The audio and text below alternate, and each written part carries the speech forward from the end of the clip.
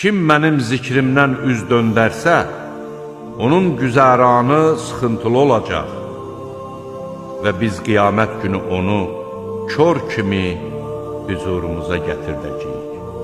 O deyəcək: ey Rəbbim, mən dünyada görürdümsə, indi nə üçün məni kör olaraq gətirdin?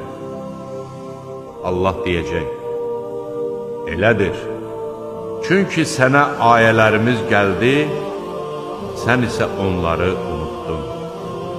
Bugün də sən beləcə unudulacaqsın. Biz həddi aşanı və Rəbbinin ayələrinə inanmayanı belə cəzalandırır. Axirət əzabı isə daha şiddətli və daha sürəklidir. Onlardan əvvəl öz